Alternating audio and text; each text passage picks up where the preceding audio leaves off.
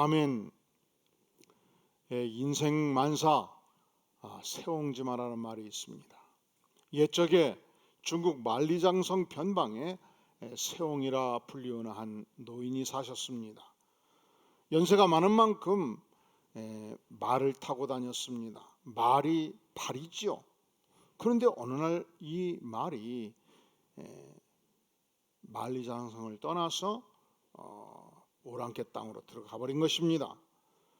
너무 고통스럽습니다. 사람들이 만날 적마다 할아버지 말이 보배신데 어떡하지요? 어떡하지요? 함께 슬퍼했습니다. 그런데 세옹은 태연하게 아니 이 일이 좋은 일이 될지 누가 알겠소? 아닌 게 아니라 며칠 지나서 말이 저절로 걸어서 자기 발로 세옹의 집을 찾아온 것입니다. 그러니 동네 사람들이 얼마나 기뻐했겠습니까? 이 세옹을 만날 때마다 축하하오, 드디어 말이 스스로 왔으니 얼마나 기쁜 일이오.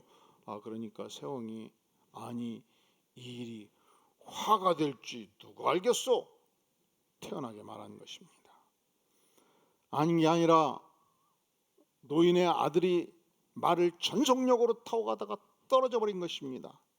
발이 부러져 버렸습니다. 아이고 귀한 아들을 다쳤으니 어떡합니까? 사람들이 함께 슬퍼할 때 세옹은 아니 이 일이 좋은 일이 될 줄 누가 알겠소? 이렇게 슬퍼하지 아니한 것입니다. 전쟁이 터졌습니다. 오랑캐가 물밀듯이 쳐들어왔습니다. 모든 마을의 청년들이 징집되었습니다. 그리고 노인의 아들만 징집될 수가 없었습니다. 왜 그렇지요? 다리가 부러졌으니 걸을 수가 없지 않겠습니까? 어찌 전쟁터에 나갈 수가 있겠습니까? 문제는 전쟁이 끝났을 때 징집된 모든 젊은이들이 전사가 된 것입니다. 오직 아들만 살아남은 것입니다. 그 뒤로 사람들은 말하기를 인생만사 뭐라고요? 세옹지 마라. 이것은 무엇을 말합니까? 우리가 살아가는 이 땅의 삶은 해가 뜰 때가 있으면 피 올 때가 있고 인생이 잘 풀릴 때가 있으면 잘 안 풀릴 때가 있고 이와 같은 것이 인생 만사라 그렇게 사람들은 노래한 것입니다.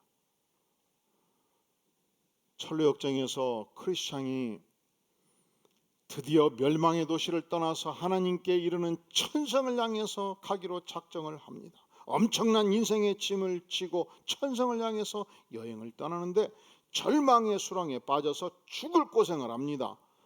누구의 도움을 받죠? 미스터 돔이라는 인물의 도움을 받고 겨우 탈출합니다. 그리고 드디어 아름다움의 집에 도착합니다. 제가 지난주 목요일 날 그 아름다움의 집을 가봤습니다. 기가 막히게 아름답습니다. 이 지구촌 교회가 가평에 필그림 하우스를 짓고 이 천리역정에 나오는 모든 인물들과 대부분의 인물들과 좋은 장소들을 현장에 엄청난 자금을 투입해서 만들어뒀어요. 전 세계에서 그리스도인들이 들어오면 그곳을 들려갑니다. 그런데 우리가 읽고 있는 이 프리셉트의 천리역정 책이 너무 잘된 책이라 이 안에 필그림 하우스의 천리역정의 현장들을 다 사진으로 넣기로 이동원 목사님과 협의가 되어서 제가 지난 목요일 날 사진사와 함께 현장을 갖고 왔습니다. 아닌 게 아니라 아름다움의 집이 기가 막히게 아름답더라고요. 이제 우리가 이 코스를 끝내고 그리고 코로나가 끝나면 전교인이 한번 가봐야 되지 않겠습니까? 그때 제가 현장에서 이 집이 왜 아름다운지 한번 설명하고 싶어요. 그런데 크리스찬이 이 아름다움의 집을 나오면서 마지막 코스로 머리부터 발끝까지 하나님의 전신갑주로 무장을 합니다. 이 아름다움의 집에서 평화를 누리고 안식을 취하고 충분히 휴식을 취하고 이제 드디어 떠나게 되는데 이 집주인이 빵 한 덩어리, 포도주 한 병, 건포도 한 송이를 주어서 선물을 받고 드디어 천성길을 떠나게 된 것입니다. 문제는 이 아름다운 집이 산 정상에 있었던 만큼 계속 계곡길을 내려가지요. 겸손의 골짜기에 도착합니다. 그곳에서 추악한 괴물 아볼루온을 만납니다. 아볼루온은 온몸이 비닐로 되어 있었습니다. 덮여 있었습니다. 용처럼 날개를 달고 있었습니다. 곰발을 가지고 있었고 사자의 입을 가지고 있었습니다. 이 아볼론이 천성길을 가는 크리스찬을 공격하기 시작합니다. 엄청나게 많은 풀화살을 마치 우박 쏟아붓듯 쏟아부었습니다. 크리스찬이 방패로 전심하여 맞고 맞았음에도 불구하고 머리와 손발에 상처를 입게 된 것입니다. 무려 반나절을 치열하게 싸웠습니다. 거의 탈진한 상태가 된 것입니다. 이제 마지막 아볼론이 최후의 공격을 가할 때 크리스찬도 젖먹던 힘을 다해서 칼로 아볼로의 이 중심부를 찔러 대니까 드디어 아볼론이 무찔러진 것입니다. 드디어 크리스찬이 승리를 하게 된 것입니다. 우리는 질문을 해보죠. 하나님, 왜 우리가 천성길을 갈 때 아볼론 같은 존재를 만나야 됩니까? 왜 이 겸손의 골짜기를 만나야 됩니까? 왜 우리가 사망의 음침한 골짜기를 지나가야 됩니까? 이것이 우리의 질문이에요.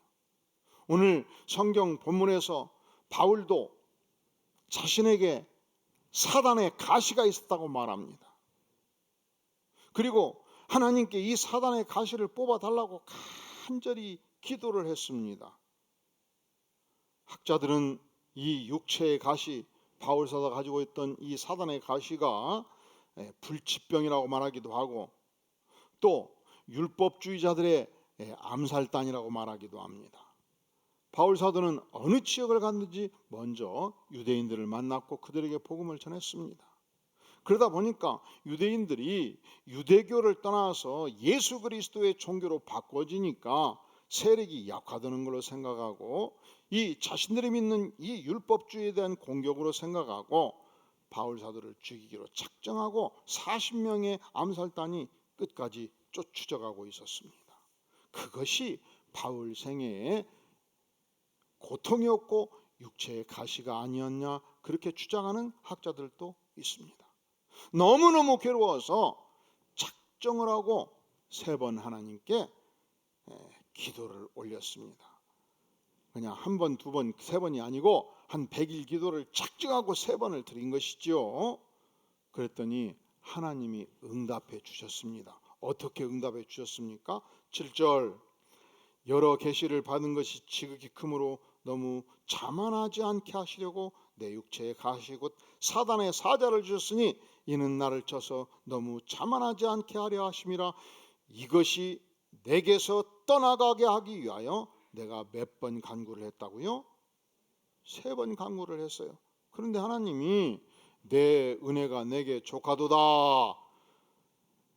가시를 빼주겠다는 겁니까? 가시를 평생 끼리고 살라는 것입니까?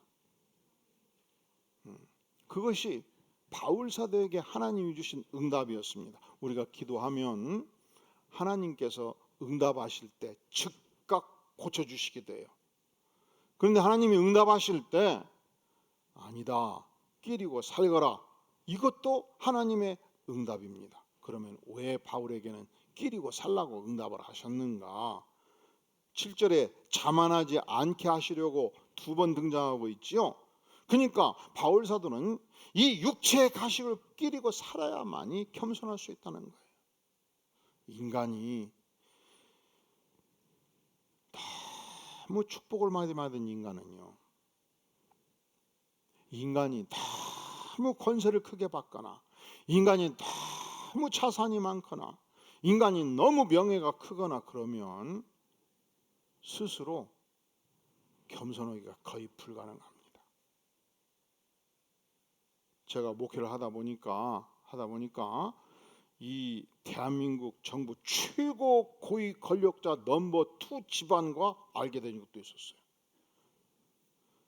독재 박정희 정권 시절에 넘버 2면 엄청난 권력입니다.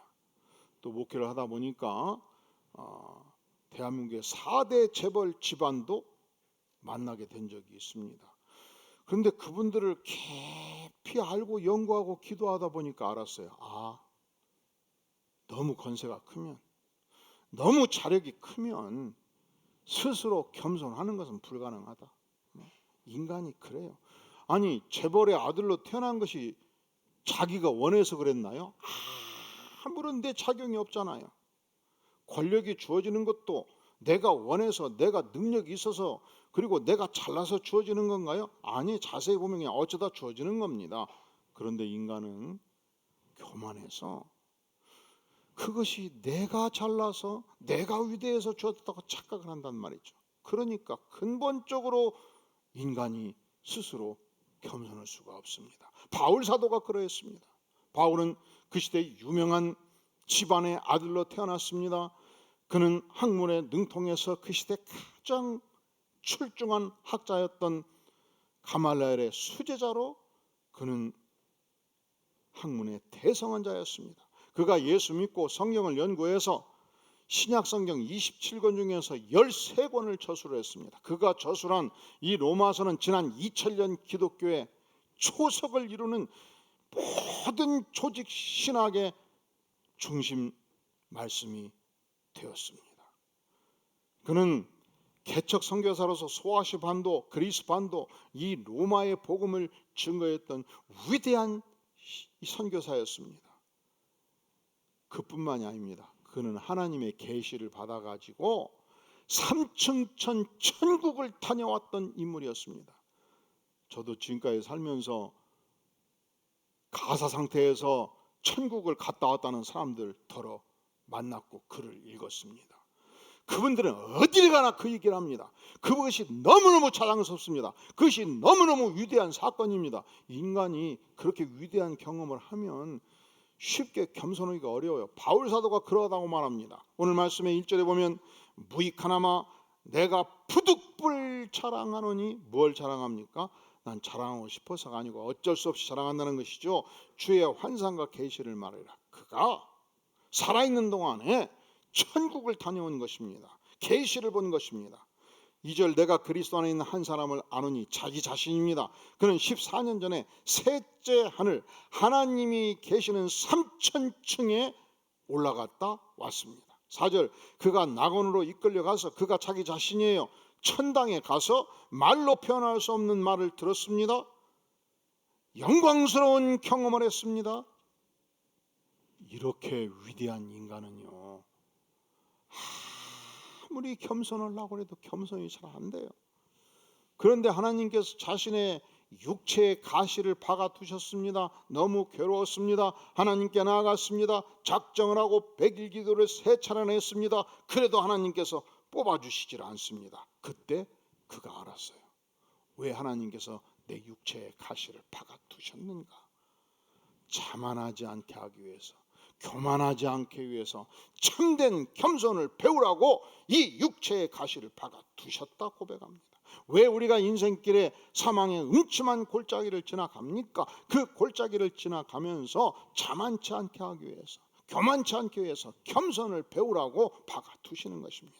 사랑하시는 성도 여러분, 인생에 약점이 있습니까? 내가 지나는 이 길이 사망의 음침한 골짜기입니까? 그곳을 지날 때 먼저 하나님께서 뽑아달라고 간절히 기도할 수 있습니다. 아무리 기도해도 하나님께서 뽑아주시지 않는다면, 그렇구나, 이것을 통해서 겸손을 배우라는 하나님의 메시지다, 받아들일 수 있기를 바랍니다.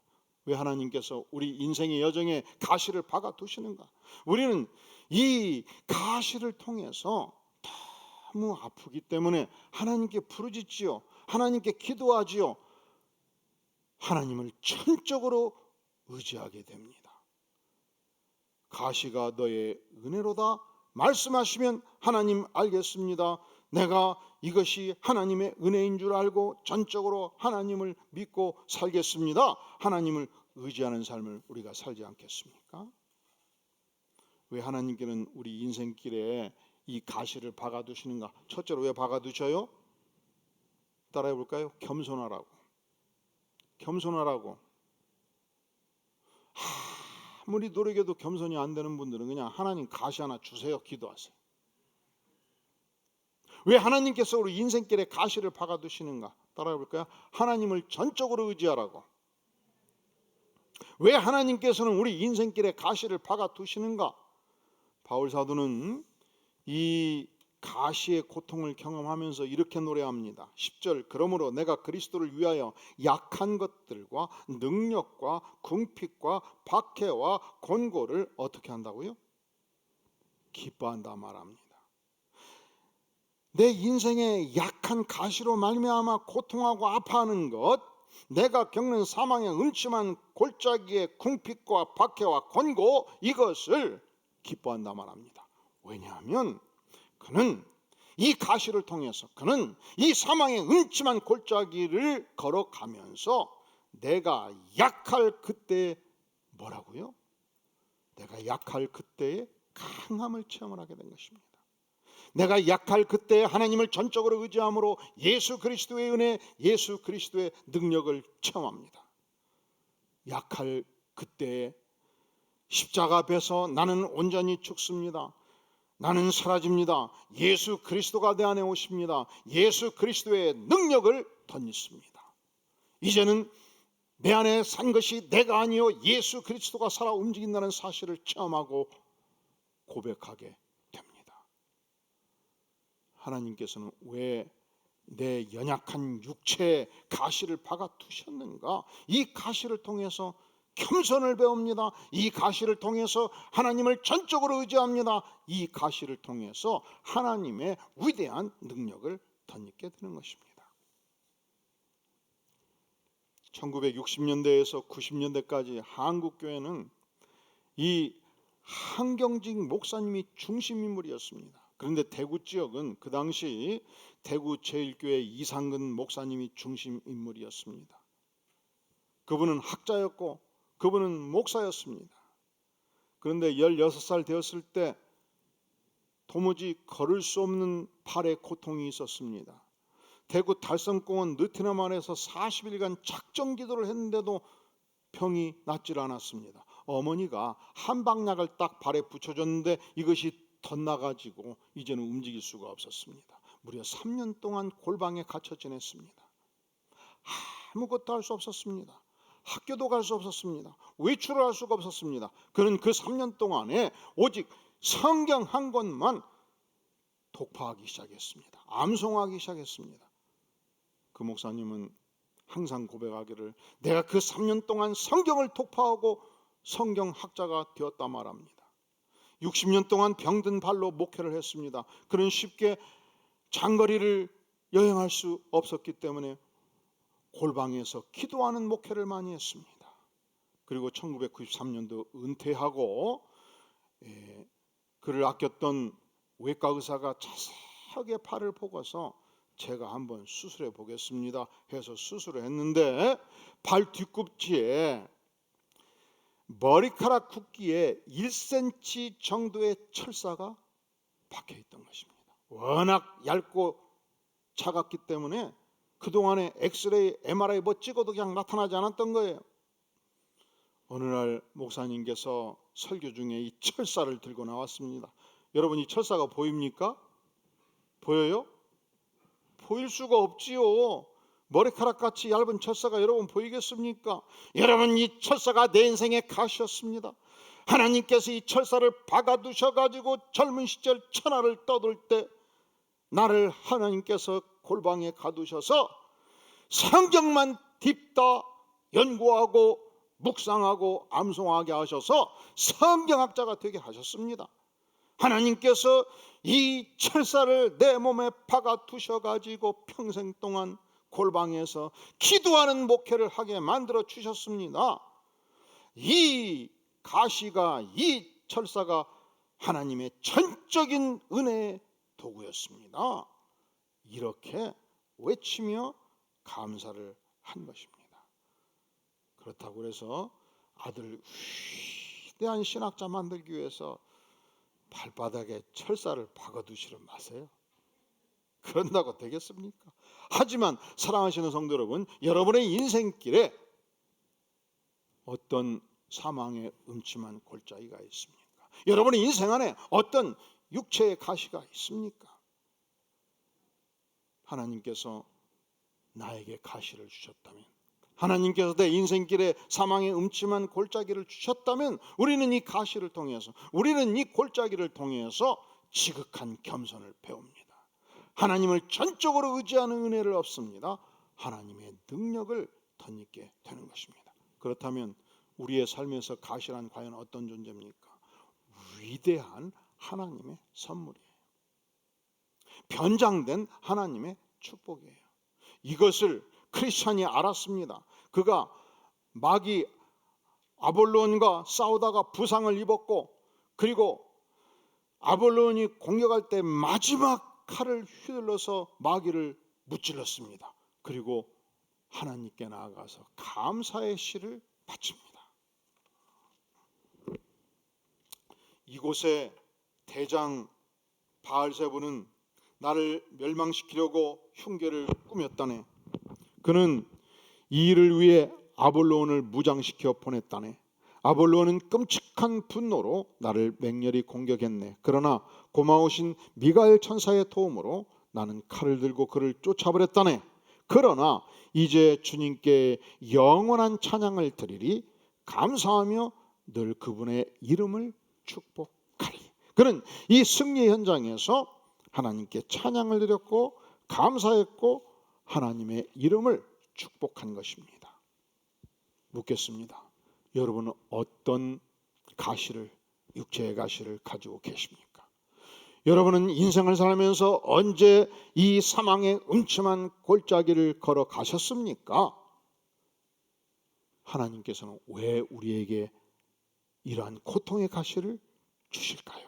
그때마다 교만을 꺾고 온전히 겸손을 배울 수 있기를 바랍니다. 그때마다 하나님을 전적으로 의지하고 하나님의 위대한 능력을 체험하는 복된 생애 되기를 주의 이름으로 축원합니다. 다 함께 머리 숙여 기도합니다. 영광의 주님,